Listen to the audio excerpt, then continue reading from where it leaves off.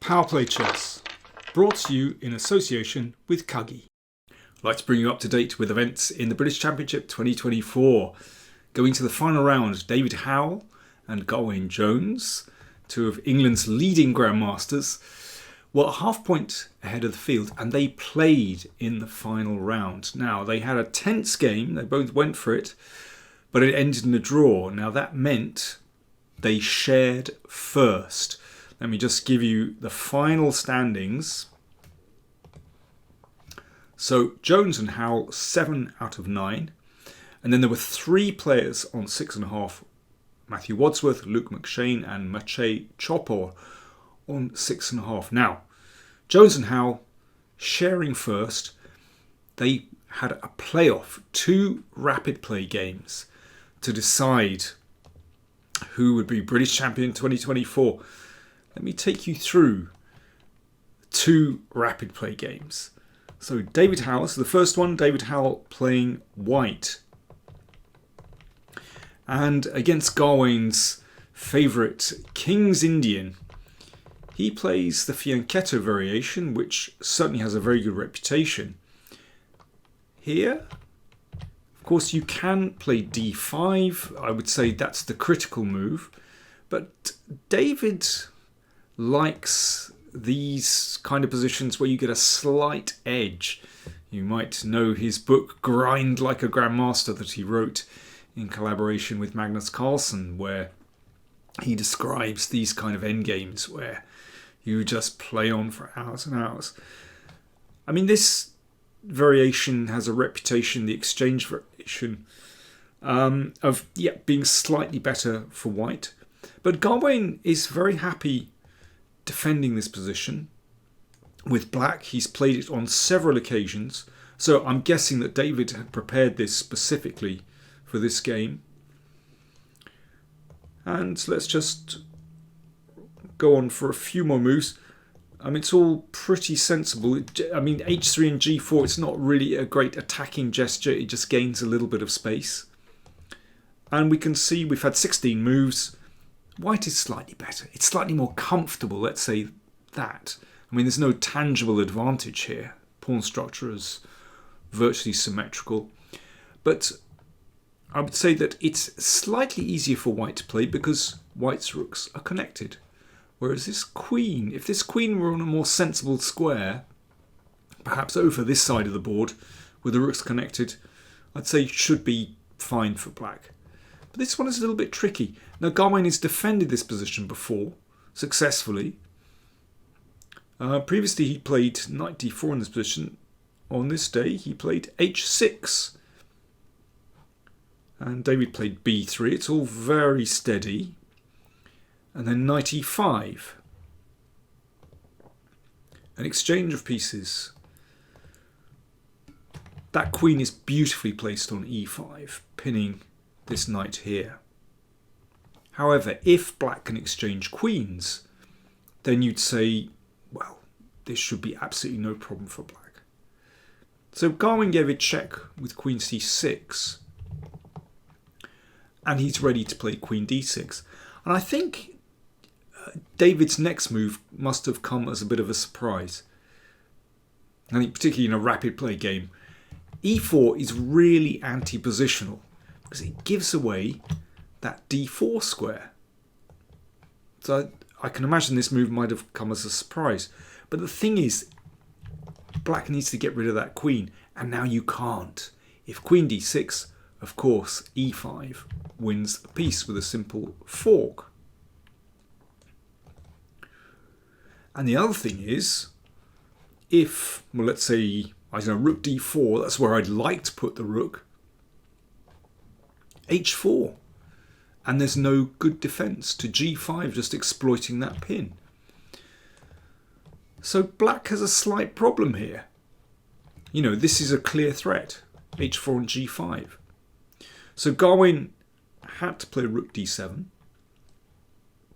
and after f4 with the threat of g5, queen c7. So the queen can't escape the exchange. But now white is able to gain a huge space advantage, e5. The knight must go back, and rook d1. So after that exchange of queens, the rook has been pushed away from the d-file. The rooks aren't connected, which means that black can't challenge white's control of the d-file. White has this massive space advantage on the king side. I mean, very quickly, black could find himself in a lost position here. I think, if black plays sort of normal moves, then it'll just be too late. The knight is coming in, the rook can come here and double. So Gawain played g5, and I think, to me, this looks like almost a forced move. With black here, you have to try and change the nature of the position. King g3. So, yeah, I mean, I should say if that's exchanged, then you can see that black will be able to take that pawn. So king g3, you need to protect the e5 pawn. And again, if black does nothing, then white can build up very nicely. So therefore f6 is an annoying move for white, because suddenly it's getting quite tactical. And black, to a certain extent, has freed himself. If the king comes back, well, black can challenge on the d-file. So king e5. So now this is getting extremely tricky. Of course, in an ideal world, white wants to have that king really actively placed. I mean, for example, if all the rooks were exchanged here, this king would be ideally placed to dash to the queen side and start taking pawns. But with all these pieces on the board, this is really, really tricky. And that move, rook f7, is typical of Gawain.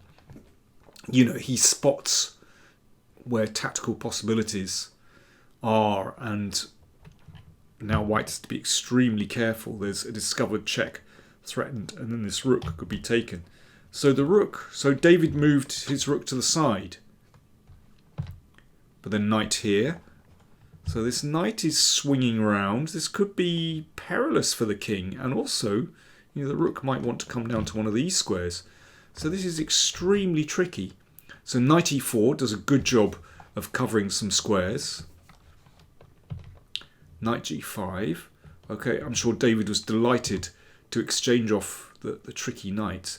But now, this next move is incredible. And bearing in mind that David was, as usual, running really low on time, he played king takes pawn. Of course, white wants to win a pawn. But the king is so exposed. And watch this, rook h8. This is really tricky. Threatening a pawn, but also looking to hassle the king as well. I mean, white could lose this very easily. And it can always switch back here as well, if necessary. For example, if rook here, well, that loses for all kinds of reasons, but one could also switch back as well as playing this one. But David finds a really good move. King d6. Very, very cool. Allowing the pawn to be taken, but the king is secure because the rook could always block on e6. And rook d5. Excellent move. So the rook threatens to take the pawn.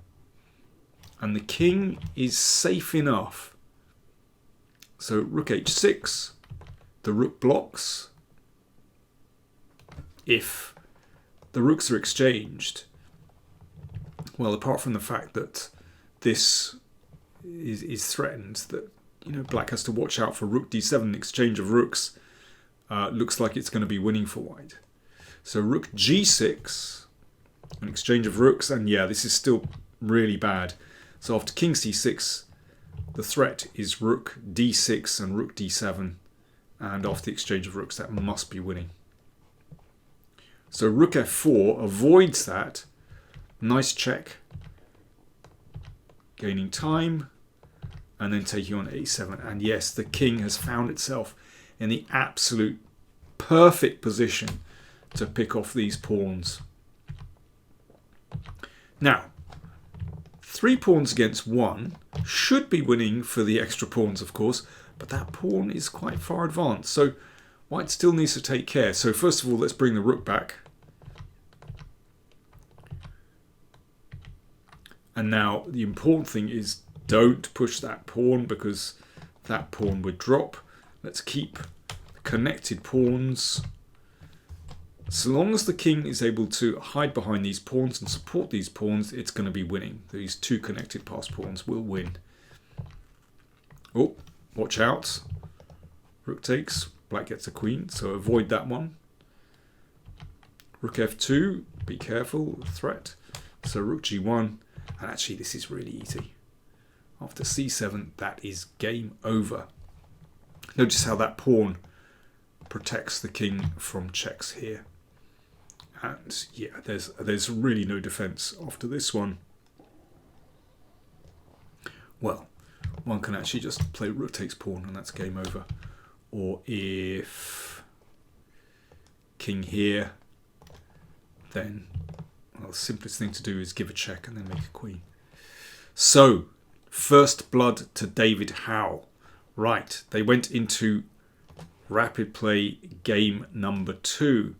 Now, this was a pretty steady opening. Gawain didn't go crazy. He played white side of an English, and we have this very typical hedgehog variation. And Gawain is just going for a slight advantage, just a little bit of pressure.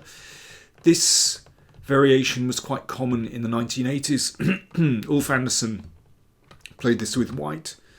And, you know, you have a slight space advantage.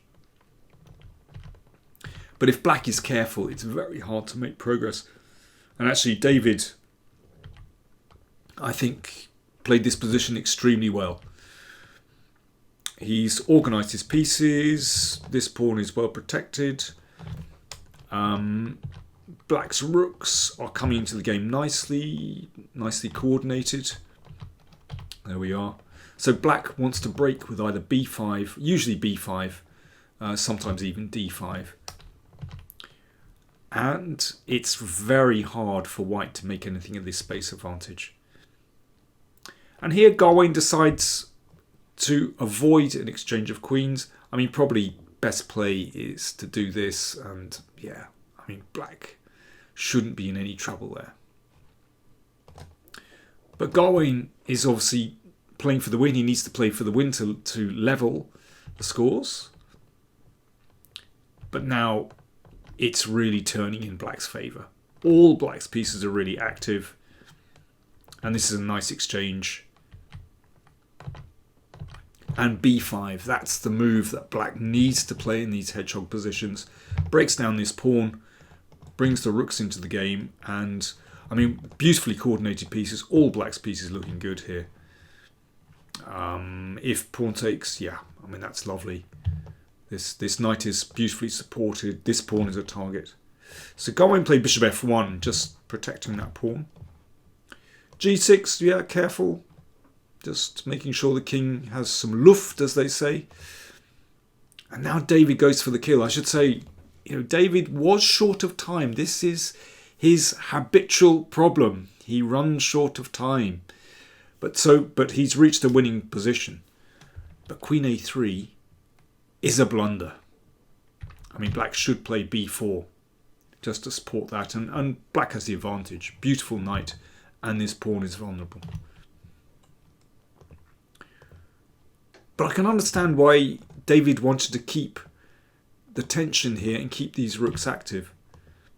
But okay, what does white play now and why? Okay, time for me to have a slurp of tea. Time for you to have a think. Cheers. White to play. What did Gawain do now?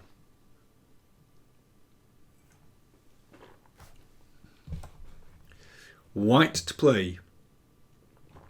He took here.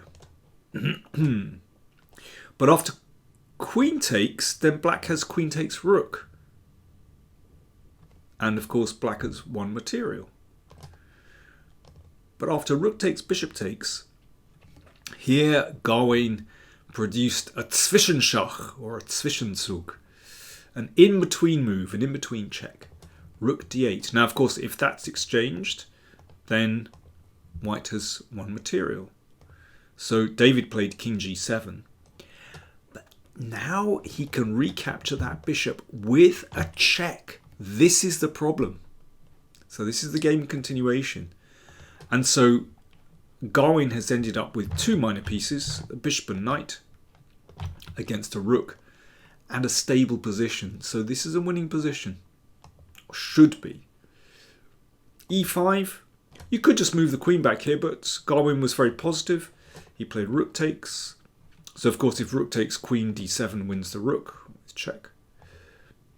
So David took the queen. Rook takes, rook check, king h6, knight takes d4. Gawain is running no risk in playing like this. In fact, I would say this is the simplest way to go for a win. You have rook, knight and bishop against the queen. A material advantage for white. But the important thing is that white has a stable position. There are no targets for that queen to hit. That's the problem. So actually, this is a very comfortable position for white to play. And David tried to destabilize, but there was nothing doing. And when everything was secure, everything is protected, the king is safe, there's no check here, then bishop g8. And now black's king just gets hounded. So after h4, of course, the threat is to take, and that's mate. And Gawain just mopped up. Absolutely rock solid. Everything protected. And here, David resigned the game. So after two rapid play games, the score was 1-1, which meant the playoff continued into two blitz games. And I'll tell you what happened in those in the next video.